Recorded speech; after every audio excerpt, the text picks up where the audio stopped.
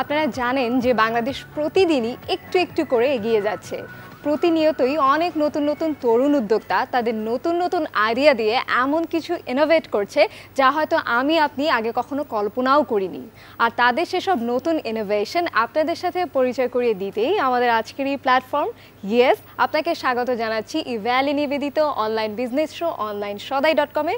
বরাবরের মতো আমি তসলিমা অর্কি আজও হাজির হয়ে গিয়েছি এবং আপনার সাথে এই বান্দার নাম RJ Nirob, Humayun Kabir Nirob. And thank you so much আমাদের এই অনুষ্ঠানটা দেখবার জন্য। আপনি জানেন এই অনুষ্ঠানে আমরা চেষ্টা করি আপনাকে 8-10টা অনুষ্ঠান থেকে একটু ভিন্ন ফ্লেভার দিতে, মানে আপনার যেন কাজে লাগে এমন সব কথাবার্তা আমরা বলি। আপনার ব্যবসায় হেল্প করি, আপনার স্বাস্থ্যগত খোঁজ খবর আমরা নেই, আমরা জানি কেমন করে আপনার ফোনটা আপনি ভালো রাখতে পারেন, ব্যবসায় করতে পারেন উন্নতি, যদি ট্রেনিং দরকার হয় কোথায়টা যেতে পারেন, কেমন করতে পারেন। আর টেক দুনিয়ায় সারা দুনিয়াতে কোথায় কোন পরিবর্তনটা হচ্ছে সেটাও আমরা আপনাকেই জানাই। আর এই অনুষ্ঠানটা যদি পুরোটা মন দিয়ে দেখেন তাহলে আপনার জন্য চমৎকার একটা গিফট হ্যাম্পার থাকে বৈশাখীর তরফ থেকে, সেটিও আপনার বাড়িতে আমরা পৌঁছে দিতে পারি।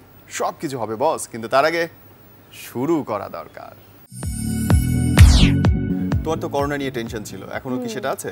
হ্যাঁ, মানে টেনশন ছিল এটা যে কোভিড হবে কি হবে না, কিংবা হলে কোথায় যাব, ঠিক কি স্টেপ নিব, কি প্রিকশন ফলো করব, এগুলো নিয়ে একটা চিন্তা তো থেকেই যায়। রাইট, আপনারও যদি এরকম টেনশন থাকে তাহলে এই প্রতিবেদনটা শুধু আপনার জন্য। দেখুন, অনেক ভালো বোধ করবেন আপনি।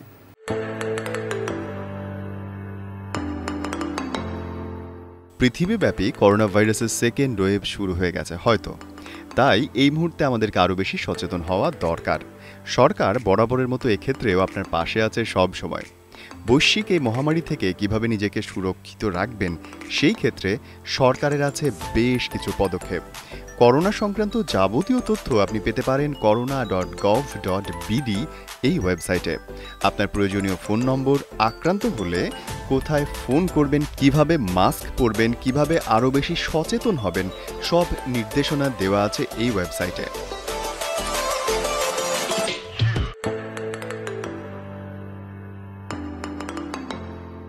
এছাড়াও করোনার বিস্তার রোধে নাগরিকদের জন্য পরীক্ষামূলকভাবে করোনা ট্রেসার বিডি নামে একটা অ্যাপ চালু করেছে সরকার।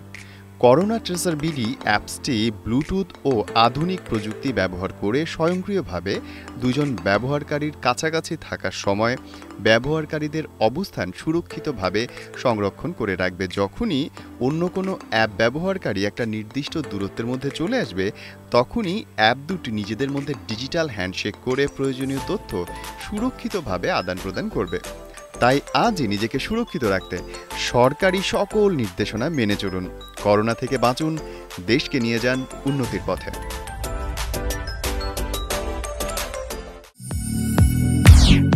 এগিয়ে যাচ্ছে দেশ, এগিয়ে যাচ্ছে দুনিয়া। নানান পরিস্থিতির পরেও আমরা আরও একবার ঘুরে দাঁড়াবার সাহস দেখিয়েছি।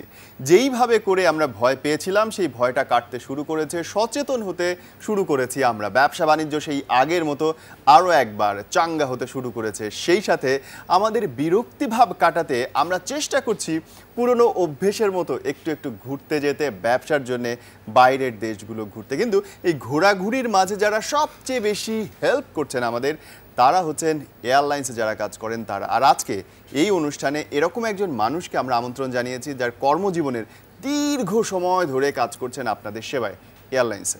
ঠিক তাই, আজকে আমরা আমন্ত্রণ জানিয়েছি ইউএস বাংলা এয়ারলাইন্সের general manager PR Mohammad Kamrul Islam. Let's welcome to our show. কেমন আছেন? আলহামদুলিল্লাহ। Almost 23 years. আসলে শুরুতে বলে যে ভালো লাগা থেকে আসলে এয়ারলাইন সেক্টরে আসা। আমার ব্যাকগ্রাউন্ড ছিল সে ইকোনমিক্সে পাশ করে অনার্স মাস্টার্স কমপ্লিট করে দেন আসলে জব সার্চিংয়ে ছিলাম। বাট আমার ফাদার ছিলেন সিভিল এভিয়েশন অথরিটিতে। তো সেখানে আসলে এয়ারপোর্টের সাথে কানেক্টিভিটিটা আসলে শুরু থেকে জন্মের পর থেকে সেটা ছিল। সেই ভালো লাগা থেকে আসলে একটা সময় এয়ারলাইন সেক্টরে চলে আসা। বাট সেটা দীর্ঘ সময়, বাট এর মাঝে 23 বছর পার হয়ে গেছে। এটা আসলে আজকে দাঁড়িয়ে হয়তো মনে হচ্ছে যে আসলে একটা দীর্ঘ সময় পার করেছি। বাট বাংলাদেশের প্রেক্ষাপটে আসলে এভিয়েশন সেক্টর আসলে যে সময়টা পার হচ্ছে, বিশেষ করে প্রাইভেট এয়ারলাইন সেক্টরে, খুব একটা স্মুথ যে যাচ্ছে ব্যাপারটা এমন না। বাট অনেক উত্থান পতনের মধ্যে দিয়ে আমরা এগিয়ে যাচ্ছি। বাট বর্তমান সময়ে যেটা দেখছি সেটা হচ্ছে বাংলাদেশ সরকার, বর্তমান সরকার যেটা একটু ব্যবসা বান্ধব, আমি বলবো যে এভিয়েশন সেক্টরের প্রতি একটা সচেতনভাবে তারা অনেক সিদ্ধান্ত নিচ্ছেন এবং যার পরিপ্রেক্ষিতে এয়ারলাইন্সগুলো সামনের দিকে এগিয়ে যাওয়ার জন্য আসলে চেষ্টা করছেন। আর এই বর্তমান সময়ে যে করোনাকালীন যে সময়টা, এটা আপনি যেটা বললেন যে আসলে এটা একটা মানে সারা দেশে সারা বিশ্বে স্ট্রাক হয়ে আছে, সেখানে আমরা যেটা করেছি সেটা হচ্ছে আসলে ভয়কে জয় করার মধ্যে দিয়ে আসলে চেষ্টা করে যাচ্ছিলাম। মানুষের বিশ্বাস এবং আশ্বস্ততার যে ব্যাপারটা আছে, ট্রাস্টের যে ব্যাপারটা আছে, সেটা আমরা আসলে দেওয়ার চেষ্টা করেছি বরাবরই। বাট আমাদের টিকে থাকার জন্য আমাদের বেশ কিছু প্ল্যানিং নিতে হয়েছে, যেহেতু এয়ারলাইন সেক্টর শুধুমাত্র যে এটা আসলে বিজনেসের একটা ব্যাপার আছে, এখানে সেবার একটা ব্যাপার রয়ে গেছে। সেই সেবাটাকে প্রায়োরিটি দিয়ে আমরা যেটা করেছি, বাংলাদেশি যেসব প্যাসেঞ্জাররা সারা ওয়ার্ল্ডে বিভিন্ন দেশে আটকে ছিল তাদেরকে ফিরিয়ে আনার জন্য আমরা চেষ্টা করেছি। অলমোস্ট 100+ আমরা স্পেশাল ফ্লাইট পরিচালনা করেছি। সেখানে বিশেষ করে চেন্নাইতে আপনি দেখবেন যে অনেক পেশেন্টস ট্রিটমেন্ট শেষ হয়ে গেছে, বাট তার দেশে ব্যাক করতে পারছিল না। But US Bangla airlines, Bangladesh সরকারের সহযোগিতা এবং আমি বলবো যে বাংলাদেশ হাই কমিশন দিল্লির সহযোগিতায়, সিভিল এভিয়েশন অথরিটির সহযোগিতায় আমরা সেই সব প্যাসেঞ্জারদেরকে আমরা নন স্টপ ফিরিয়ে নিয়ে আসার জন্য আমরা স্পেশাল ফ্লাইট করেছি। বাংলাদেশে যেসব বিদেশিরা আটকে ছিলেন তাদেরকে তাদের দেশে ফেরত পাঠানোর জন্য আমরা চেষ্টা করেছি।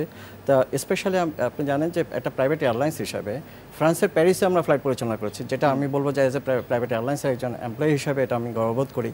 এবং বর্তমান সময়ে আমাদের বেশ কিছু অভিজ্ঞতা হয়েছে। আমাদের যে কমার্শিয়াল যেসব ফ্লাইটগুলো আছে সেটা এক ধরনের আমাদের অপারেশন থাকতে হয়, স্পেশাল ফ্লাইটগুলোর জন্য আমাদের এক ধরনের অপারেশন থাকতে হয়। দিন শেষে আমাদের আসলে রেভিনিউ আর্নিংয়ের একটা ব্যাপার থাকবে, কারণ আমাদের টিকে থাকতে হবে। আমাদের বাস্তবতা হচ্ছে আমাদের এত বড় একটা এয়ারলাইন্স, সেখানে মোর দ্যান 1000 এমপ্লয়ি আছে, তাদেরকে টিকে রাখারও একটা ব্যাপার আছে। সব কিছু মিলে আমরা চেষ্টা করে গেছি এবং আমাদের সব কিছু হচ্ছে সরকার আমাদের সহায়তা করেছে, অ্যাজ ওয়েল এস প্যাসেঞ্জার আমাদের প্রতি সেই বিশ্বাসের জায়গাটা ছিল বলে আমরা আসলে এর সামনের দিকে যাওয়ার চেষ্টা করছি এবং আছি ইনশাল্লাহ। আপনাদের ব্যবসার সবচেয়ে বড় আমার মনে হয় যে অসুবিধাটা হচ্ছে যে সব সময়ই প্লেনগুলো কোনো না কোনোভাবে ফ্লাইটে আছে। আমরা করোনার সময় বিভিন্ন জায়গায় সংবাদ দেখলাম যে রাখবার জায়গা নেই, এই কারণে প্লেন ফেলে দিতে হচ্ছে। আপনি যেহেতু আমরা এই ব্যাপারে একেবারেই ভেতরের কথা জানবার কথা না এবং আমরা এভিয়েশন সম্পর্কে সাধারণ মানুষ কম জানি, কিন্তু আগ্রহ বেশি, এই জিনিসগুলো একটু বলেন যে কীরকম। আপনি দেখেন যে প্লেন কোম্পানি লাইক এয়ারবাস কিংবা বোয়িং, জি, কিংবা মানে সারা ওয়ার্ল্ডেই যারা প্লেন তৈরি করেন, তারা কখনোই আসলে চিন্তা করেন নাই যে আমার 100% এয়ারক্রাফট গ্রাউন্ডে থাকবে, কিংবা কোনো এয়ারপোর্ট অথরিটি তাদের ইনফ্রাস্ট্রাকচার ডেভেলপমেন্টে কখনোই তারা আনেন নাই যে না 100% এয়ারক্রাফট গ্রাউন্ডে থাকবে। তো সেই জায়গাটায় বর্তমান করোনা প্রেক্ষাপটে, করোনাকালীন সময়ে আমাদেরকে একটা সময় দেখতে হয়েছে অলমোস্ট 100% এয়ারক্রাফটই ছিল গ্রাউন্ডে, যেই এয়ারক্রাফটগুলো রাখার মতো আসলে এনাফ স্পেসও ছিল না। যে স্পেস না থাকার কারণে হয়েছে আমাদের দেখা গেছে অনেক এয়ারপোর্টে যেটা হয়েছে যে র্যাম্প এরিয়া, রানওয়ে, টারমাক প্রত্যেকটা জায়গাতে আসলে এয়ারক্রাফটকে পার্কিংয়ে রাখতে হয়েছে। এমন অনেক সময় দেখা যাচ্ছে সেগুলো আসলে মানে সবগুলো রানওয়েতেও রাখার সুযোগ থাকছিল না, বাট যেগুলো আসলে নন অপারেশনে যেসব এয়ারক্রাফটগুলো ছিল, অনেক দেশে অনেক এয়ারলাইন সেই এয়ারক্রাফটগুলোকে আসলে ড্যামেজ করে দিতে হয়েছে। এটা আসলে পরিস্থিতির কারণেই বাধ্য হয়েছে। এই ওভারঅল আমি বলবো যে করোনাকালীন যে সময়টা যাচ্ছে, এটা আসলে টোটালটা আসলে পরিবর্তিত পরিস্থিতি। এইটার জন্য আসলে আমরা কেউই প্রস্তুত ছিলাম না। এবং বর্তমান যে সময় যাচ্ছে, এই সময়ে আপনাকে কোনো 5 ইয়ার্স প্ল্যান, 1 ইয়ার প্ল্যান কিংবা 6 মান্থসের প্ল্যান, এই প্ল্যানে আপনি যেতে পারবেন না। প্রত্যেকটা প্ল্যানই হতে হবে শর্ট টার্ম। আজকের জন্য হয়তো 1 সপ্তাহের জন্য আমাকে প্ল্যান করতে হবে, হয়তো নেক্সট উইকে এসে আবার আমাকে প্ল্যান চেঞ্জ করতে হবে।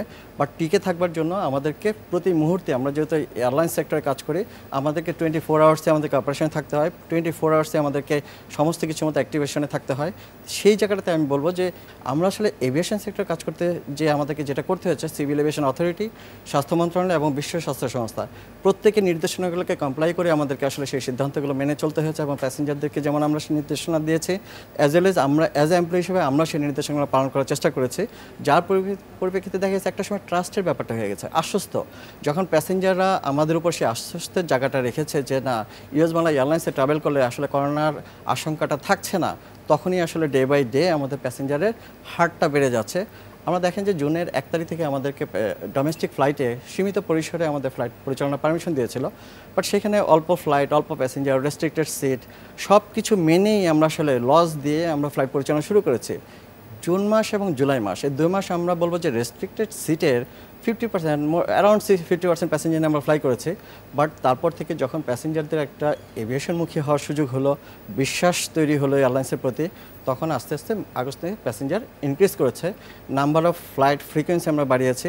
ডোমেস্টিক আমি বলবো আলহামদুলিল্লাহ এখন প্রত্যেকটা সেক্টরে প্যাসেঞ্জার আছে এবং ডোমেস্টিক ট্যুরিজমের প্রতি মানুষের একটা আকর্ষণও তৈরি হয়েছে, যার পরিপ্রেক্ষিতে আমাদের বিভিন্ন সেক্টর আমরা অনেকগুলো রুট নিয়ে চিন্তা করছি। আমরা সামনের দিনগুলোতে হয়তো আমাদের বেশ কিছু অফলাইন রুট আছে, লাইক সৈয়দপুর থেকে চিটাগাং, সিলেট থেকে কক্সবাজার কিংবা যশোর থেকে সিলেট। রাইট, আগে তো ঢাকায় আসতে হতো, তারপরে যেতে হতো অন্য জায়গায়। ডাবল ট্যাক্স দেখেন, প্যাসেঞ্জারদেরকে আমরা সার্ভিসও দেওয়ার চেষ্টা করেছি, তাদের কস্টিংটাকে কমানোর চেষ্টা করছি। আপনি যখন যশোর থেকে ঢাকা আসবেন, ঢাকা থেকে চিটাগাং যাবেন, আপনার ডাবল ট্যাক্সেশনের ব্যাপার আছে। আপনি যশোরকে একবার ট্যাক্স দিচ্ছেন, আবার ঢাকায় এসে আবার চিটাগাংয়ের জন্য ট্যাক্স দিচ্ছেন। এখন যদি আমরা যশোর থেকে চিটাগাং একটা প্যাসেঞ্জারকে নিয়ে যাই, তার সময়টা সেভ হচ্ছে, এমনকি আর্থিকভাবে সে বেনিফিটেড হচ্ছে। তো একটা ট্যাক্সের তখন কভার করে যাচ্ছে। তো এই যে ব্যাপারগুলো, এগুলো প্রত্যেকটা নিয়ে আসলে প্রতি মুহূর্তে আমরা নতুন নতুন কিছু আইডিয়া নিয়ে কাজ করছি, এবং সাথে সাথে প্যাসেঞ্জারদেরকে, আমাদের দেশের যে নাগরিক যারা আছে, তাদের এয়ার কানেক্টিভিটি বাড়ানোর মাধ্যমে তাদেরকে একটা সেবা দিয়ে যাচ্ছে। এই যে আপনি আপনার প্রশ্নের মধ্যে চমৎকার একটা শব্দ বলেছেন, বিশ্বাস। এবং অন্য যে কোনো সেবার চেয়ে আপনাদের সেবাটা আমি তো বলি পুরোপুরি বিশ্বাসের উপরে নির্ভরশীল। কিন্তু আপনাদের সিস্টেম বলেন, অবস্থা বলেন, পুরোটাই তো বিশ্বাসের উপর নির্ভর করতে, এবং সেই জিনিসটাই আপনি কর্পোরেটাইজ করেন, মানে আপনি অ্যাজ এ পিআর হেড আপনার দায়িত্বটাই সেটা। তো কোন কোন ব্যাপারগুলো অ্যাকচুয়ালি আপনার মাথায় রাখতে হয়? সবচেয়ে বড় জিনিস, আমার যখন পাবলিক রিলেশন আমি কাজ করি, তখন এটা হচ্ছে আমার সাথে এন্টার মিডিয়ার সাথে আমার একটা রিলেশনশিপের ব্যাপার আছে, যে রিলেশনশিপটা আমার কোম্পানি আসলে বেনিফিটেড হবে। আপনি দেখেন, মানে সম্পর্কটা হতে হবে মোর দ্যান প্রফেশনাল। আপনি ইন্ট্রোডিউস হবেন মানে প্রফেশনালি, বাট রিলেশনশিপটা ডেভেলপ হবে পার্সোনালি। আপনার যেমন ভালো সময় আপনাকে তাকে দরকার, খারাপ সময় আপনাকে দরকার। কারণ হচ্ছে খারাপ সময় আপনার পাশে থেকে সে আপনাকে একটা সাপোর্ট দিয়ে যাবে, তার লেখার মাধ্যমে, তার বক্তব্যের মাধ্যমে, তার কথার মাধ্যমে। ভালো সময় হচ্ছে যে সেটাও আপনার দরকার, কারণ আপনি যে প্রোডাক্টটা নিয়ে আপনি কাজ করছেন, যে সামনের দিকে এগিয়ে যাওয়ার চেষ্টা করছেন, সেইটা তার মাধ্যমে আপনাকে প্রচারে যেতে হবে। এই যে রিলেশনশিপটা আপনার রাউন্ড দ্য ইয়ারই আপনার এই রিলেশনশিপটা ডেভেলপ করার একটা সুযোগ আছে। ওকে, ডোমেস্টিক ফ্লাইটগুলোতে মানুষের যাতায়াত অনেক বেড়ে গিয়েছে। সো করোনাকালীন সময় চারিদিকে যখন এত এত নেগেটিভ খবর, তখন আমার মাথায় যেটা ঘুরপাক খাচ্ছে যে এটা কিন্তু বেশ একটা পজিটিভ দিক, যে বাংলাদেশের পর্যটন শিল্পে কিন্তু সম্ভাবনা তৈরি হয়েছে। এক্স্যাক্টলি, দেখেন যে গত 10-12 বছর ধরে আমরা একটা জিনিস, একটা ট্রেন্ড দেখছি হচ্ছে বাংলাদেশের ট্যুরিস্টদের, সেটা হচ্ছে যারা শুধু দেশের ভিতরে না, দেশের বাইরে যাওয়ার একটা টেন্ডেন্সি কাজ করছে। লাইক সিঙ্গাপুর, কুয়ালালামপুর, ব্যাংকক কিংবা ইন্ডিয়া, নেপাল, তার ফ্রেন্ডস অ্যান্ড ফ্যামিলি নিয়ে তারা ঘুরতে যাচ্ছে প্রতি বছর। এই যে অভ্যাসটা আমাদের তৈরি হয়েছে, অভ্যাসটা কিন্তু আমাদের রয়ে গেছে। করোনাকালীন সময় আমাদের একটা ডিসরাপশন হচ্ছে আমাদের প্ল্যানিংয়ের মধ্যে, কিন্তু আমাদের অভ্যাসটা রয়ে গেছে। সেই অভ্যাসটাকে আসলে আমরা যেমন দূরে সরাতে পারছি না, এটা একটা বেনিফিট নেওয়ার সুযোগ আছে। বর্তমান সময়ে ফ্রেন্ডস অ্যান্ড ফ্যামিলি মেম্বারদের নিয়ে সবাই দেশের বাইরে যেখানে যেত, এই বছর আসলে সেই ট্যুরটা দেশের ভিতরেই কোথাও না কোথাও হওয়ার সুযোগ আছে। লাইক কক্সবাজার হতে পারে, সেন্ট মার্টিন হতে পারে, সুন্দরবন হতে পারে, কিংবা সিলেট, কিংবা যে কোনো জায়গায় আসলে ট্যুর দেওয়ার একটা সুযোগ রয়ে গেছে। আমি বলবো যে করোনাকালীন সময় আমরা দীর্ঘ সময় আসলে বাসাবন্দি ছিলাম, ছেলেমেয়েরা স্কুলে যেতে পারছে না, কিংবা যারা বিভিন্ন প্রফেশনাল আছে হয়তো বাসায় গৃহবন্দী অবস্থায় কাজ করছে। তো সেই জায়গাটা থেকে একটা বের হওয়ার একটা সুযোগটা আমি বলবো যে দেশের ভিতরে কোথাও না কোথাও যাওয়ার সুযোগ, যদি আপনি মানে বিশেষ করে এয়ারলাইন সেক্টর কিংবা ট্যুরিজম সেক্টর কিংবা হোটেল, তারা যদি এই করোনাকালীন যে গভর্নমেন্টের যে নির্দেশনাগুলো আছে স্বাস্থ্যবিধির, এই বিধির নির্দেশনাগুলো ঠিকমতো পরিপালন করা হয়, আমার মনে হয় সারা দেশে যে কোনো সময় এখনও আসলে ট্রাভেল করার সুযোগটা রয়ে গেছে। সারা দুনিয়াতেই অনলাইনে আপনাদের টিকিটগুলো বিক্রি হচ্ছে, এবং এই যে পুরো জায়গায় কখন নোয়াখালী থেকে আর কখন নিউ ইয়র্ক থেকে টিকিট কাটছে, খুব স্মুথ আর ফাস্ট একটা ওয়ে দরকার। How you manage? অ্যাকচুয়ালি এখানে যে মানে জিডিএস মানে গ্লোবাল ডিস্ট্রিবিউশন সিস্টেম, সারা ওয়ার্ল্ডে আপনি জানেন এমআরডিএসের কথা শুনেছেন, গ্যালিলিওর কথা শুনেছেন। আমরা ইউএস বাংলা এয়ারলাইন্সে এটা ভিআরএস সিস্টেমে আমরা টিকিটগুলো সেল করি। আমাদের এখানে অফলাইন এবং অনলাইন দুইটা ফ্যাসিলিটিসই আমরা একসাথে রেখেছি, কারণ বাংলাদেশের মানুষ আসলে সবাই যে অনলাইনে অভ্যস্ত ব্যাপারটা এমন না, অফলাইনে আমরা অনেক সময় যে কোনো জিনিস পারচেস করি, লাইক ফিজিক্যালি আমরা যে অনেক দোকানেও যে আমরা অনেক কিছু পারচেস করি, তেমনই আমাদের নিজস্ব প্রায় 30টা সেলস আউটলেট আছে, সেটা সারা বাংলাদেশে, এন্টার বাংলাদেশে আমাদের। এবং আপনারা মনে হয় হোম ডেলিভারিও দিচ্ছেন? হোম ডেলিভারি সার্ভিসটা আমাদের রয়ে গেছে, কারণ অনেক প্যাসেঞ্জার আছে যারা নিজেরা জাস্ট আমাদেরকে একটা কল দিচ্ছে এবং তার নির্দিষ্ট এরিয়াতে যে আমাদের স্টাফ হয়তো সে টিকিটটাও দিয়ে আসতে। এখানে আমাদের অনলাইনে যে টিকিটটা সেল হচ্ছে সেটা হচ্ছে আমাদের মোবাইল অ্যাপসের মাধ্যমে টিকিট সেল হচ্ছে, ওয়েবসাইটের মাধ্যমে আমাদের টিকিট সেল হচ্ছে, অনলাইন ট্রাভেল এজেন্সি টিকিটগুলো সেল করছে, অ্যাজ ওয়েল এজ আমাদের যে সেলস আউটলেটগুলো আছে তার বাইরে প্রায় অলমোস্ট মোর দেন 2000 এজেন্সি আমাদের টিকিটগুলো সেল করছে। আপনার কথা মতো যেটা হচ্ছে যে আমরা দেখা যে বিভিন্ন মানে অঞ্চল থেকে যখন আমরা টিকিট করতে যাই, এটা আসলে এখানে রিজার্ভেশন সিস্টেমটা ওইভাবে ডেভেলপ করা আছে। আপনি আসলে এখানে যে ফেয়ারের যে স্ট্রাকচারগুলো আছে, আমরা একটা জিনিস খেয়াল করে দেখবেন, আপনারা জানেন যে বিভিন্ন রুটে দেখা গেল যে একই রুটে হয়তো 3700 টাকা ফেয়ারও আছে, আবার 9000 টাকা ফেয়ারও আছে। এখন এই ফেয়ারগুলোর যে মানে কেন ডিফারেন্সগুলো হচ্ছে, কেন কম ফেয়ারে কেউ পাচ্ছে, কেউ বেশি ফেয়ারে পাচ্ছে, এটা আসলে সময়ের উপর ডিপেন্ড করে। আপনি যত আর্লি প্ল্যান করবেন দেখবেন যে আপনি কম ফেয়ার পাওয়ার একটা পসিবিলিটি থাকে। আপনি যখন ফ্লাইটের কাছাকাছি সময় আপনি চলে আসবেন তখন দেখবেন যে আপনার ফেয়ারটা ইনক্রিজ করেছে। কেন? এটা অ্যাকচুয়ালি যখন আমার সিট আমার সেগমেন্ট করা আছে, আমাদের প্রত্যেকটা রুটে দেখা গেলো একটা ফ্লাইটে অলমোস্ট 10 টাইপস সেগমেন্ট করা আছে। লাইক 3700 টাকা ফেয়ার আছে, 4000 টাকা ফেয়ার আছে, 4500 টাকা ফেয়ার আছে। 3700 টাকা হয়তো 10টা সিট আছে, আপনার 4000 টাকা হয়তো আরও 10টা সিট আছে। সাধারণত আমরা যখন আর্লি প্ল্যান করি তখন আমরা লো ফেয়ারটাকে একটা প্রায়োরিটি দিই, তো 10টা সিট শেষ হয়ে গেলে নেক্সট অ্যাভেলেবেল ফেয়ারে চলে যাবে।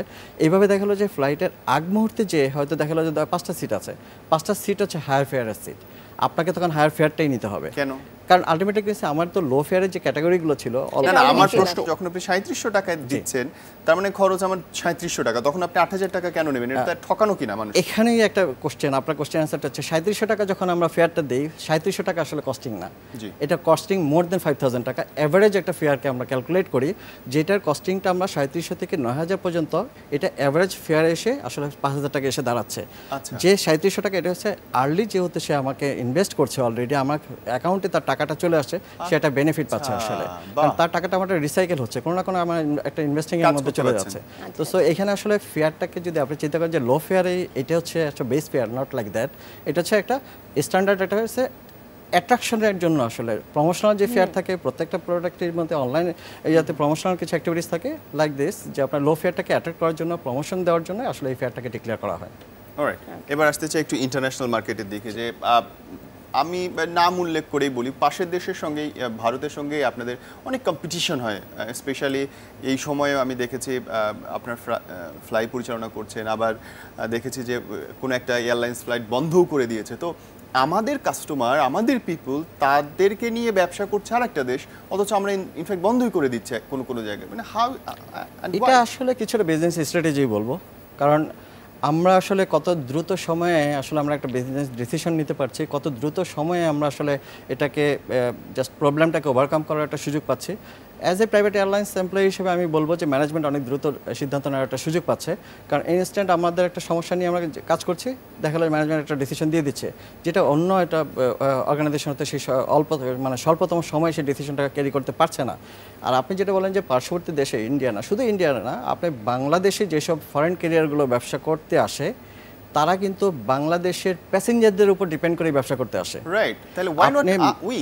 এখন কথা হচ্ছে যে আমরা আসলে সেই সুযোগগুলো করে দিয়েছি, কারণ ওয়ান্স আপন এ টাইম আপনি 73, 4, 5-এর সময় আপনি দেখেছেন যে অলমোস্ট 80% মার্কেট শেয়ার ছিল বাংলাদেশ এয়ারলাইন্সের কাছে, যেটা বাংলাদেশ বিমান একমাত্র অপারেট করতো। বাট নাও এ ডেজ যেখানে 30% মার্কেট শেয়ার হচ্ছে বাংলাদেশের ক্যারিয়ারের কাছে, আর 70% হচ্ছে ফরেন ক্যারিয়ারের কাছে। তো এই যে এইটা উল্টে গেল, পিছনে হচ্ছে যে আমাদের ল্যাকিং ছিল, ডেফিনেটলি আমাদের বিজনেস প্ল্যানের ভুল ছিল, কিংবা আমাদের পলিসিগত সমস্যা ছিল, কিংবা ওই ধরনের কোনো ইনভেস্টর ওই পর্যায়ে আসে নাই। আপনি দেখেন যে অনেকগুলো এয়ারলাইন্স বাংলাদেশে এসছে, আসার পরে তারা আবার চলেও গেছে। আপনি দেখেন মাত্র 2টা এয়ারলাইন্স সাস্টেইন করছে, ইউএস বাংলা এবং নভো এয়ার, প্রাইভেট এয়ারলাইন্সের মধ্যে। এর মধ্যে অনেকগুলো এয়ারলাইন্স বন্ধ হয়ে গেছে, like GMG airlines, United Airways, best air, কিংবা রিজেন্ট, সাম্প্রতিক রিজেন্ট এয়ারওয়েজ এই মুহূর্তে সাসপেনশনে আছে, হয়তো তারা ব্যাক করবে।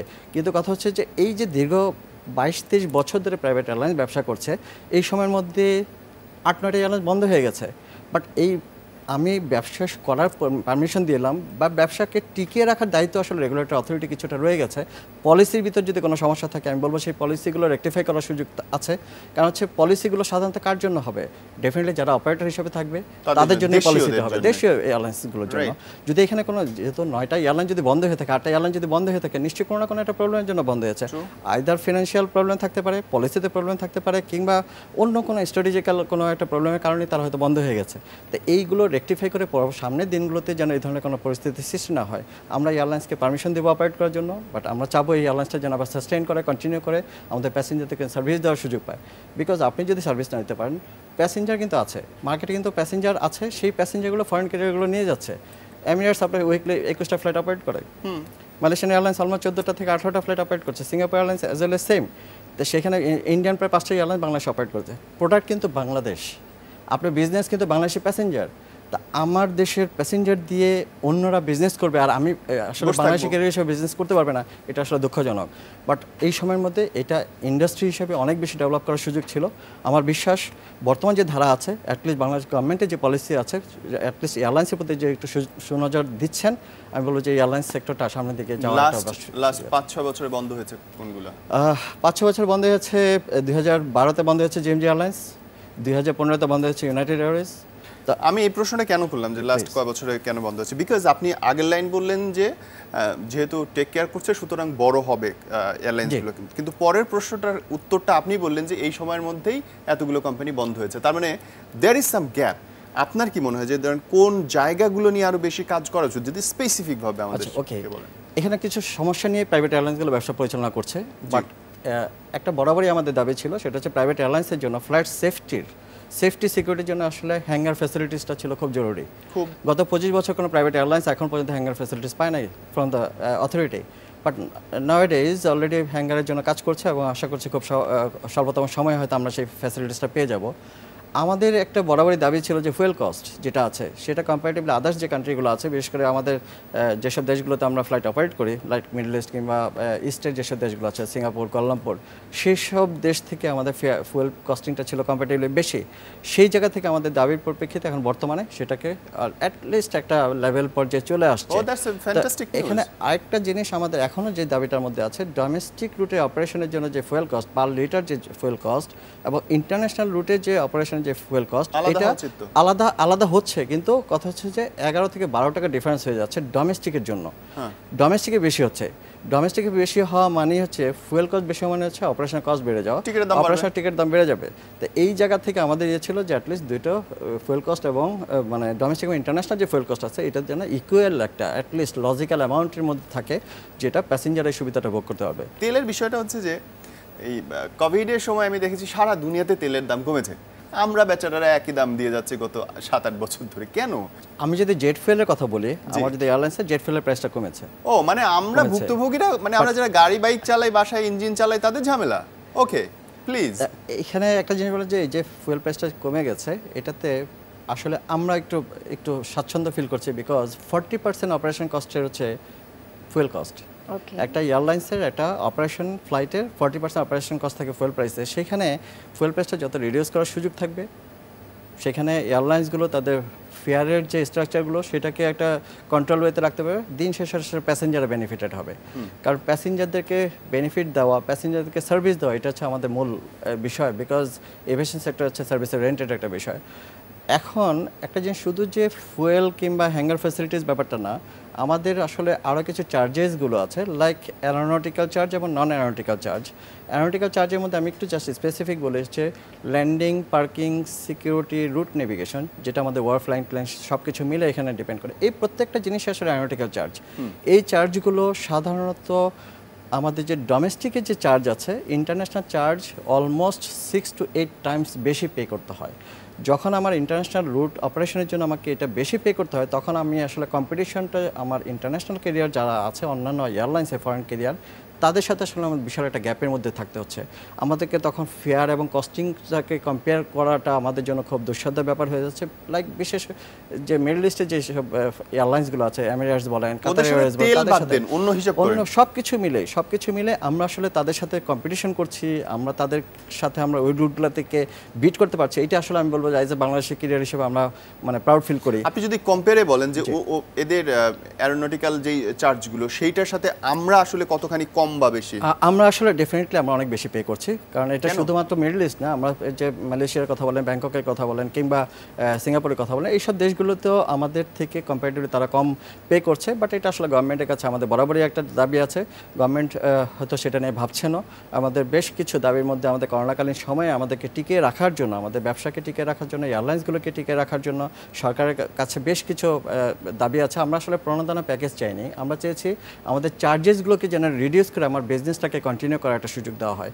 কারণ হচ্ছে প্রণোদনা আসলে এটা কোনো সলিউশন না, কারণ হচ্ছে আপনাকে যদি 10 কোটি টাকা দেয়, 20 কোটি টাকা দেয়, সেটা দিন শেষে আপনাকে পে করতে হবে, কারণ কস্ট কমে আসলে প্যাসেঞ্জাররা বেনিফিটেড হবে।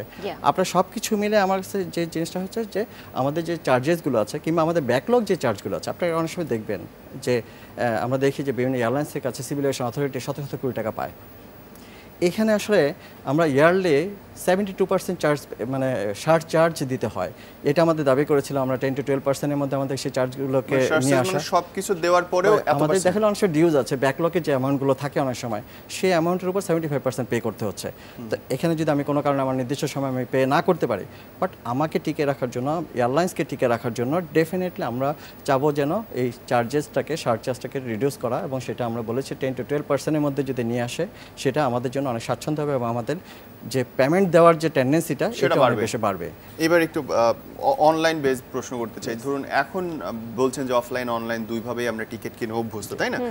কিন্তু আমাদের বর্তমানে যে লিটারেসি হার, সেক্ষেত্রে আপনাদের টেন্ডেন্সি কেমন বেশি করে অনলাইন থেকে কেনাটা?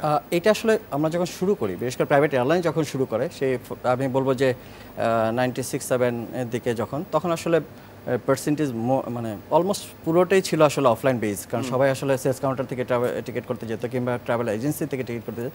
এটা দিনের মানে সামনের দিকে যতই আগাচ্ছে ততই দেখছি আমরা অনলাইন বেস আসলে সেটা বেশ কিছু কাস্টমার তৈরি হয়ে যাচ্ছে। তারা যে কোনো সময় আসলে যে কোনো অবস্থা থেকে, সেটা মুভমেন্টের মধ্যে থাকা অবস্থায়, লাইক অফিসে থাকা অবস্থায় কিংবা সে ট্রাভেল করছে সেখানে থাকা অবস্থায় তার মনে হলো যে একটা বিজনেস প্ল্যান, হয়তো তার বিকেলে কোনো একটা ফ্লাইটে সে কোথাও ট্রাভেল করবে, ইনস্ট্যান্ট তার মোবাইল থেকে সে টিকিটটা পারচেস করে নিয়ে নিতে পারছে। এই যে হারটা, এটা আসলে ডে বাই ডে ইনক্রিজ করছে। আমার বিশ্বাস এটা একটা সময় একটা মার্কেট দখল করে নেবে, কারণ বাংলাদেশে এখন ডিজিটালাইজেশনের যে ব্যাপারটা আছে এটা অলমোস্ট আমি বলবো যে সব ক্ষেত্রেই আমরা দেখতে পাচ্ছি। তো এটা শুধুমাত্র এয়ারলাইন সেক্টর যেহেতু এটা আর্লি শুরু হয়েছে ডিজিটাল ব্যাপার আছে, অনলাইন বুকিংয়ের ব্যাপারগুলোতে, বাট এই জায়গাটা আমি বলবো যে এয়ারলাইন সেক্টর আমি এটা লিডিং পর্যায়ে থাকবে। আরো একটা প্রশ্ন আছে, কেন নাই সরি আমি আজকে অনেক প্রশ্ন করছি because I love to travel এবং আমার বিমান নিয়ে অনেক আগ্রহ।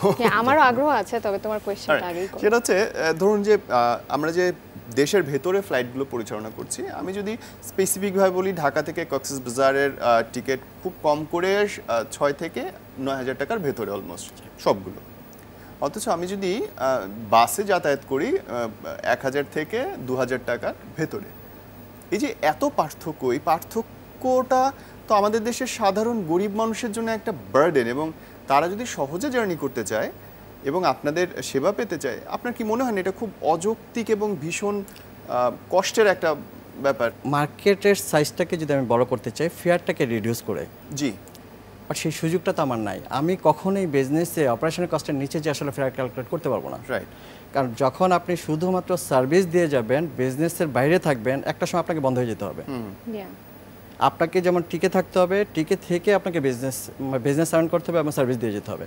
তো সেই জায়গাটা থেকে মিনিমাম একটা যে রেঞ্জ আছে, অপারেশনের কস্ট আছে, আপনাকে সেটার নিচে যে আপনি যদি ফেয়ার ক্যালকুলেট করেন, ডেফিনেটলি একটা সময় যে আপনাকে বন্ধ হয়ে যেতে হবে। কেউ সেটা বলছেও না, কিন্তু আমি বলছি কেন এটা কমানো যাচ্ছে না? কারণ অপারেশন কস্ট বেশি। আপনার অপারেশন কস্ট, ওকে, মেইনটেনেন্স কস্ট, অপারেশন কস্টের নিচে যে কখনোই কোনো বিজনেসে আপনি ফেয়ার ক্যালকুলেট করতে পারবেন না, প্রাইস ক্যালকুলেট করতে পারবেন না। আপনি প্রোডাক্টের কস্টিং হচ্ছে আপনার 10 টাকা, আপনি যদি 8 টাকায় করেন, একটা সময় যে আপনি তো একটা সময় লুজার হয়ে যাবেন, আপনি থাকবেন না। আপনি ফার্স্ট হচ্ছে আপনি টিকে থাকবেন, দেন আপনি সার্ভিস দেবেন। আচ্ছা, তাহলে এটা বলুন তো, ঢাকা থেকে সৈয়দপুরে বাংলাদেশ বিমানের টিকিট সম্ভবত ছিল 2500 বা 2800, 2700 টাকা মিনিমাম ফেয়ার। 2700। তাহলে ঢাকা থেকে সৈয়দপুর আর ঢাকা থেকে কক্সবাজার পার্থক্যটা এরকম কেন? এখানে হচ্ছে যে আপনার যদি মনে হয় যে সব রুটের বিজনেস ক্যালকুলেশন সেম, ব্যাপারটাও না। কখনো কোনো রুট থেকে বিজনেস করছে, আরেক রুটকে সাবসিডি দিচ্ছে। কারণ হচ্ছে সৈয়দপুরে প্যাসেঞ্জার হচ্ছে আপনার দেশের প্যাসেঞ্জার, কক্সবাজার প্যাসেঞ্জার হচ্ছে আপনার দেশের প্যাসেঞ্জার। অনেক সময় এক রুট থেকে বিজনেস করে আরেক রুটকে সাবসিডি দেয়, এটা হচ্ছে বিজনেস স্ট্র্যাটেজি অ্যাকচুয়ালি। আপনারা একটা জিনিস খেয়াল করে দেখবেন যে ঢাকা থেকে কলকাতায় এবং ঢাকা থেকে ইন্ডিয়ান এয়ারলাইন্সগুলো যে ফেয়ার দিচ্ছে, বাংলাদেশ এয়ারলাইন্সগুলো সেই ফেয়ার দিতে হচ্ছে। কিন্তু সেক্টর টু সেক্টর যখন আপনি ফ্লাইট পরিচালনা করবেন, আসলে এটা অপারেশনের কস্টের মধ্যে আসলে আপনি আন্ডার কস্ট দিয়ে আপনাকে আসলে ফ্লাইটটা অপারেট করতে হচ্ছে। কিন্তু ইন্ডিয়ান এয়ারলাইন্সগুলো ঢাকা থেকে কলকাতা যাচ্ছে, কলকাতা থেকে অনওয়ার্ড তারা হয়তো ব্যাঙ্গালোর যাচ্ছে কিংবা চেন্নাই যাচ্ছে, বিভিন্ন দেশে আহমেদাবাদ যাচ্ছে, সেখান থেকে বিজনেসটা ক্যালকুলেশনে তারা চলে যাচ্ছে। আপনাকেও ওই যে সেমভাবেই আপনাকে ক্যালকুলেট করতে হবে যে আপনি শুধুমাত্র যে প্রত্যেকটা রুটে আপনি বিজনেস করছেন ব্যাপারটা না, এক রুটে বিজনেস হচ্ছে, আরেক রুটে আপনি সাবসিডি দিচ্ছেন। আপনি দেখেন করোনাকালীন সময় আমরা অনেকগুলো সার্ভিস ইন্ট্রোডিউস করেছি, লাইক আমরা করোনার নির্দেশনা মানতে যে আমাদের যেটা করতে হয়েছে, আমাদেরকে হ্যান্ড গ্লাভস দিতে হচ্ছে, মাস্ক দিতে হচ্ছে, ফেস শিল্ড দিতে হচ্ছে, ডিসইনফেক্টেড করতে হচ্ছে। তো সেই জায়গায় আমাদের সেফটি ডিফারেন্সে আমাদের পিপিই পরার বাধ্যকতা ছিল। প্রত্যেকটা সার্ভিস যখন ইন্ট্রোডিউস হয় তখন এটার সাথে কস্ট ইনভলভমেন্টের একটা ব্যাপার থাকে। আমরা কিন্তু এই করোনার সময় যে আমরা ফেয়ার ইনক্রিজ করেছি ব্যাপারটা না, এইখানে হচ্ছে আমাদের ট্রাস্টের জায়গা থেকে আমরা এই সার্ভিসগুলো দিয়ে গেছি, কারণ business will come later. First হচ্ছে আমার সার্ভিসটা এনশিওর করা, ট্রাস্টের জায়গাটা এনশিওর করা, বিজনেসে আমাদের অটোমেটিক এই প্যাসেঞ্জারদের আমাদের গত 6 বছর বিজনেস দিয়েছে, আগামী দিনগুলোতে বিজনেস দেবে, বাট বর্তমান সময়ে আমরা আসলে সেটাকে আমরা প্রায়োরিটি দেই নেই, যার পরিপ্রেক্ষিতে আমি বলবো যে ডে বাই ডে প্যাসেঞ্জার যেমন ইনক্রিজ করছে, ইনশাল্লাহ বিজনেস উইল কাম। তো এবারে ভিন্ন প্রসঙ্গে আসছি, সেটা হচ্ছে অফ দ্য রেকর্ডে যে কথা হচ্ছিল আপনার সাথে যে আপনারা ইন ফিউচার মানে ভেরি রিসেন্ট ফিউচারেই দুবাই, মালদ্বীপ সহ বিভিন্ন দেশে হয়তো নতুন নতুন রুটে ফ্লাইট পরিচালনা করবেন। তো সেগুলো নিয়ে আপনাদের ভবিষ্যৎ পরিকল্পনা, এবং আরেকটা ব্যাপার হচ্ছে ইন্টারন্যাশনাল ফ্লাইট তো আরও আছে যাদের সাথে আপনাদের কম্পিট করতে হচ্ছে, তো তার থেকে ইউএস বাংলা এয়ারলাইন্স কেন আলাদা? মানুষ ইউএস বাংলা এয়ারলাইন্সকেই কেন চুজ করবে? দেশি আপনি একটা জিনিস খেয়াল করে দেখবেন, গত 6 বছর ধরে আমরা ফ্লাইট অপারেশন অলমোস্ট 7 বছর হতে চললো, আমরা একটা জিনিসকে খুব প্রায়োরিটি দিয়েছিলাম, সেটা হচ্ছে on time performance. Okay 98.7% on time performance নিয়ে আমরা গত 6 বছর ধরে ফ্লাইট অপারেট করছি। এটা আমি বলবো যে এটার এভিয়েশনে এটা একটা বিশাল একটা ব্যাপার, এটা মাইল ফলকই আমি বলবো। আরেকটা জিনিস আপনি খেয়াল করে দেখবেন, ঢাকা এয়ারপোর্টে আপনি যখন বিভিন্ন জায়গা থেকে আসবেন, লাগেজের জন্য আপনাকে ট্রাভেল করেছেন 2 ঘন্টা, লাগেজের জন্য অপেক্ষা করছেন 2 ঘন্টা। এই জায়গা থেকে আমরা যেদিন থেকে প্রথম ইন্টারন্যাশনাল ফ্লাইট অপারেশন শুরু করেছিলাম, সেদিন কমিটমেন্ট ছিল ফার্স্ট লাগেজ ডেলিভারি হবে উইদিন 15 মিনিটস। সেই ধারাবাহিকতা এখন পর্যন্ত আমরা বজায় রেখেছি। এই যে একটা মানে নিজেদের উপর সেলফ যে একটা কমিটমেন্ট, সেই কমিটমেন্টটাকে আমরা রক্ষা করার চেষ্টা করেছি। প্যাসেঞ্জার আমাদের প্রতি অ্যাট্রাক্ট হয়েছে, ইনশাআল্লাহ আপনাদের মাধ্যমে এবং প্যাসেঞ্জারদের মাধ্যমে আমরা এগিয়ে যাচ্ছি। থ্যাংক ইউ কামরুল ভাই, ইট ওয়াজ রিয়েলি নাইস জার্নি। আপনার সাথে কথা বলে অনেক কিছু শুনলাম, জানলাম, আমার নিজের অনেক প্রশ্ন ছিল, সেগুলো সদুত্তর পেলাম। এবং এভিয়েশন ইন্ডাস্ট্রিতে আপনার এত বছরের পদার্পণ, এত বছরের চলা, খুব ভালো লাগলো শুনে আপনার অভিজ্ঞতা। Thank you. ডেফিনেটলি মানে আমি বলবো যে ইউএস বাংলার পক্ষ থেকে, আমার ব্যক্তিগত পক্ষ থেকে, বৈশাখী টিভি যারা দর্শক আছেন, যারা দেখছেন দেশে বিদেশে, প্রত্যেককেই আমার পক্ষ থেকে আবারও শুভেচ্ছা জানাচ্ছি, অভিনন্দন জানাচ্ছি, এবং বৈশাখী টিভির সাথে থাকবেন এই কামনা করছি। Wow, thank you. ধন্যবাদ। আমরা অনেক কিছু শিখলাম, জানলাম, বুঝলাম, যে প্রশ্নগুলো আমার আপনার মনে ঘুরপাক খাচ্ছিল সেগুলো নিয়ে কথা হলো। কথা আরও অনেক হবে, অনেক কিছু দেখবার এখনো বাকি আছে। চলুন পরের সেগমেন্টে যাই, সাথে থাকুন। আচ্ছা, মোবাইলে কি তোমার এমন কোনো অ্যাপস আছে যেটা তুমি ঘরে বসেই অফিসিয়াল যে কোনো কাজ ইজিলি করে ফেলতে পারছো? অবশ্যই আছে, আমার আছে অনেকগুলো অ্যাপ। তার মধ্যে আমি আজকে 2টো অ্যাপের কথা আপনাদের বলবো, যেগুলো হেল্প করবে আপনার কাজগুলোকে আরেকটু গুছিয়ে রাখতে। দেখুন না,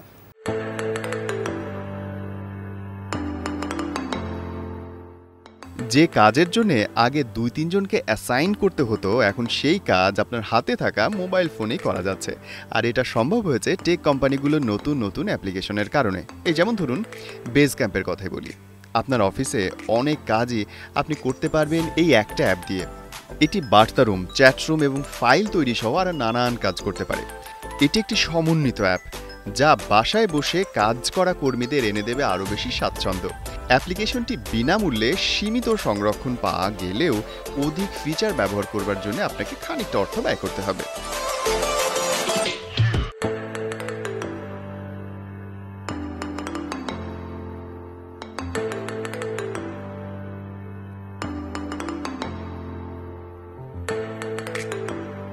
এবার বলবো ক্যাম্প কার্ডের কথা। বিভিন্ন অফিসে প্রয়োজনীয় ভিজিটিং কার্ডগুলো আপনি রাখেন মানি ব্যাগে, জায়গাটা ভরে থাকে, আর এটি রাখাও অনেক বেশি দুঃসহ। আর এর সমাধানটা কি? সমাধানটা হচ্ছে camp card scanner. Camp card হলো ব্যবসায়ী বা চাকুরিজীবীদের জন্য একটি দরকারি অ্যাপ। এটি ভিজিটিং কার্ডগুলো স্ক্যান করে ডিজিটাল ফরম্যাটে এনে পরিবর্তন করে রেখে দেয় আপনার জন্য। সুতরাং মানি ব্যাগ হারিয়ে গেলেও কার্ড হারাবে না। সবচেয়ে বড় কথা, মানি ব্যাগটা থাকবে আপনার স্লিম অ্যান্ড ফিট। সুতরাং নিজেকে করুন স্মার্ট এবং অ্যাপগুলো ডাউনলোড করে নিন।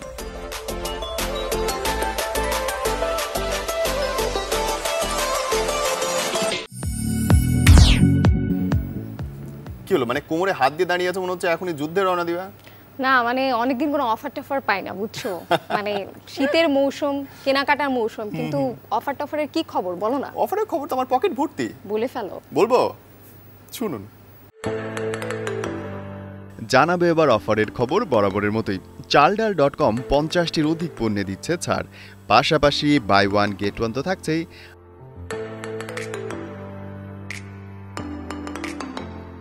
আজকের ডিল হট ডিল অফারে থাকছে অবিশ্বাস্য ছাড়, পাশাপাশি যে কোনো পণ্য ক্রয়ে থাকছে ফ্রি হোম ডেলিভারি। peekaboo.com থেকে পণ্য কিনলে পাচ্ছেন ছাড়।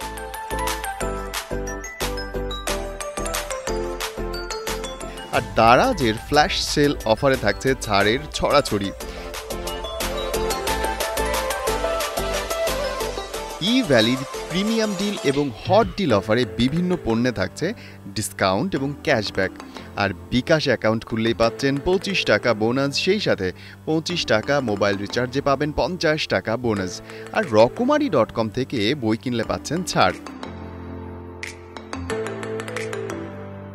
অন্যদিকে ফুড পান্ডায় সর্বোচ্চ 25% ছাড়, পাশাপাশি buy one get one free সব সময়ের মতোই। সুতরাং বাইরে গিয়ে বেশি টাকা খরচ করে কেনার দরকার নেই, বাসায় বসে কম টাকায় অনলাইনে নিন আপনার পছন্দের অফারটা।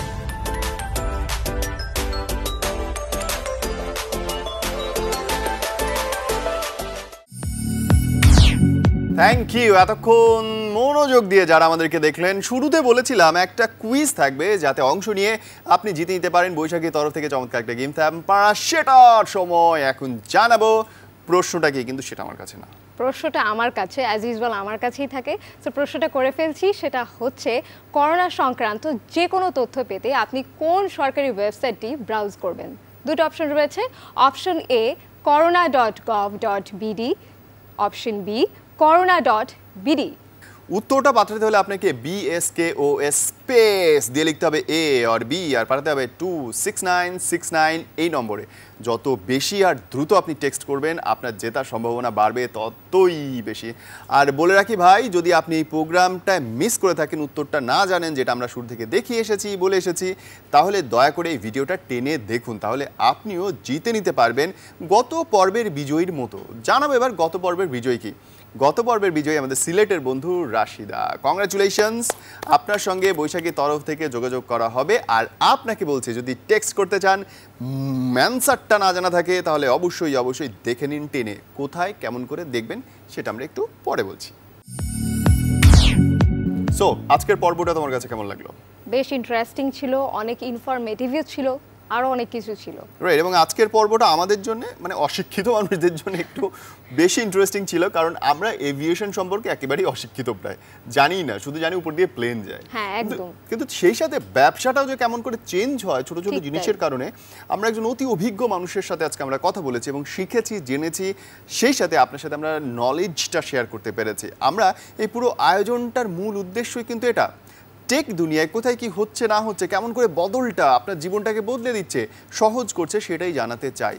আর চাই আপনি আমাদেরকে দেখুন যে কোনো সময় যে কোনো খান থেকে। সেটা কেমন করে? That's right. পৃথিবীর যে প্রান্তেই আপনি বসে থাকুন না কেন, আপনার হাতে যদি থাকে একটি স্মার্টফোন, সেখানে আপনি কিন্তু গুগল প্লে স্টোরে গিয়ে ইজিলি বৈশাখী টেলিভিশন লিখে সার্চ দিলে আমরা চলে আসব। এছাড়াও youtube.com/বৈশাখী টিভি বিডি, এখানটাতেও আমরা আছি facebook.com/বৈশাখী টেলিভিশন, এই অফিসিয়াল ফ্যান পেজে। কোথায় নেই আমরা, সবখানেই আমরা আছি। রাইট। আর কিচ্ছু মনে না থাকলে বস, জাস্ট গুগলে গিয়ে বলুন বৈশাখী টেলিভিশন, তুমি কই, আমাদের সবগুলো প্ল্যাটফর্ম হাজির হয়ে যাবে আপনার কাছে। আপনি প্লিজ জানান যে এই জিনিসটা বেশি চাই, এই জিনিসটা কম চাই, এই ভিডিওতে এই জিনিসটা দরকার ছিল। আপনার প্রতিটা পরামর্শ আমরা পড়ি, আপনার প্রত্যেকটা কমেন্টস আমরা দেখি এবং সেই অনুযায়ী চেষ্টা করি আপনাকে হ্যাপি করতে। আজকের পর্ব থেকে আমরা বিদায় নেব, কিন্তু যাওয়ার আগে বস অনুরোধ করছি, শীতের এই সময়টা আমাদের শরীরটা এমনিতে একটু বেশি ম্যাচ করতে থাকে, ভয় পাবেন না। বেশি করে শরীর চর্চা করুন, একটু আগে উঠবার চেষ্টা করুন, অফিস বা কাজে যাওয়ার আগে একটু ব্যায়াম করুন। শরীরটাকে তো যত্ন নিতে হবে বস, আপনার জন্য, পরিবারের জন্য, কারণ আপনার একটা বড় পরিবার এই বাংলাদেশ, আর সে আপনার মুখের দিকে তাকিয়ে আছে। ভালো থাকবেন, খোদা হাফেজ।